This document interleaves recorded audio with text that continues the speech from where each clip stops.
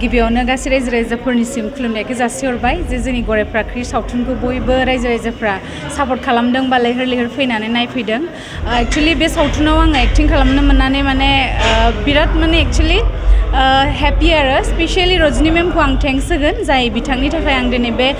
मोनसे इमान माने मोजां माने सिनेमायाव आं दिनै एक्टिं खालामनो मोनदों बिनि थाखाय आरो जि एक्टिं आं बेयाव खालामदों आंनि थाखाय बे एक्टिङा माने मोनसे बिराद चेलेन्जिं माने रलमोन आरो आं माने जोबोद गिनाय दंमोन जे आं बेयावहाय माने बे फावखौ आं माने खालामफुंनो हागोन ना हाया बाट फाइनालि अडियेन्सआ मोजां मोनदों बा रायजो राजा नोंथांमोना आंनि एक्टिंखौ नायनानै मोजां मोनदों बिनि थाखाय जोबोद गोजोननाय मोनदों आरो इयुनाव नायनोसै जुदि चान्स मोनोबा अभियासलि खालामगोन आरो गराय फाख्रिनि जानानै मा बुंगोन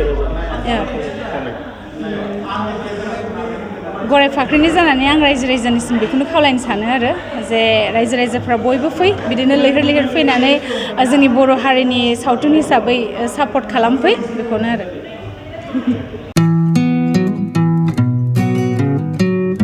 गोजोनथाव खौरां नोंथांमोननि थाखाय मोनसे गोजोनथाव खौरां लानानै फैदों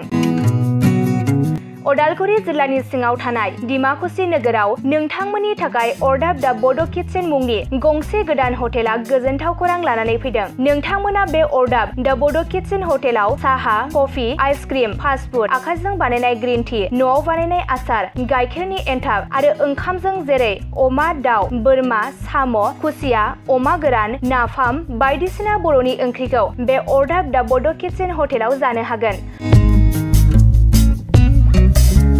अरदाब दा बड' किटचेन हटेला डिमाकुसि सेन्ट्रेल बेंकनि खोलाहा बरुवा रेडिअ मबाइल गलाजों नांजाबनाय सोरबाफोर अरदाब दा बड' किटचेन हटेलाव बायदिसिना जामुं आदार जानो थाखाय सिगांग्रो अर्डार हरनोब्ला नैबे 8135967290 जामबुं नाम्बाराव कल खालामनानै बुकिं खालामहरनो हागोन गोजोनथाव खौरां अरदाब दा बड' किटचेन हटेलाव गोबां न'आव बानायनाय मोजां जाग्रा आदारखौ मोननो हागोन